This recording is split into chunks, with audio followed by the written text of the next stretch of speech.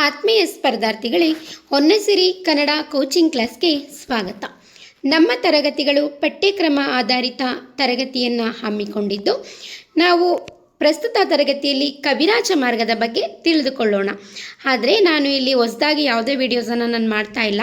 ನಾನು 3 ವರ್ಷದ ಹಿಂದೆ ಮಾಡಿರುವಂತಹ ಹಳೆ ವೀಡಿಯೋಸ್ ಇದೆ. ಅದರಲ್ಲೂ ಕೂಡ ಬಹಳ ಮುಖ್ಯವಾದಂತಹ ಪ್ರಮುಖ ಅಂಶಗಳನ್ನು ಒಳಗೊಂಡಿರೋದ್ರಿಂದ ನಾನು ಅದೇ ವಿಡಿಯೋನ ನನ್ನ ಚಾನಲ್ನ ಡಿಸ್ಕ್ರಿಪ್ಷನ್ನಲ್ಲಿ ನಾನು ಅದರ ಲಿಂಕನ್ನು ಹಾಕ್ತೀನಿ.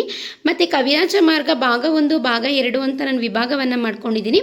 ಅದರ ಒಂದು ಲಿಂಕನ್ನು ಕೂಡ ನಾನು ಡಿಸ್ಕ್ರಿಪ್ಷನ್ನಲ್ಲಿ ನಾನು ಹಾಕ್ತೀನಿ.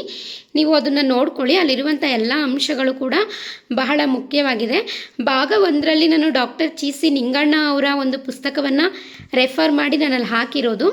ಅಲ್ಲಿ ನಾನು ಯಾವುದೇ ರೀತಿಯಂಥ ಒಂದು ಟೈಪಿಂಗನ್ನು ಮಾಡಿಲ್ಲ. ಏಕೆ ಅಂತಂದರೆ ನಾನು ಬುಕ್ಕಲ್ಲಿರುವಂಥ ಒಂದು ಫೋಟೋವನ್ನು ನಾನು ಫೋಟೋ ತೆಗೆಯೋದಕ್ಕೆ ವಾಯ್ಸ್ ರೆಕಾರ್ಡಿಂಗನ್ನು ಕೊಟ್ಟಿದ್ದೀನಿ. ಇನ್ನು ಭಾಗ 2ರಲ್ಲಿ ನಾನು ಟೈಪಿಂಗ್ ಮಾಡಿ ಆ ವಿಷಯಗಳನ್ನ ಅಲ್ಲಿ ನಮೂದಿಸಿದ್ದೀನಿ.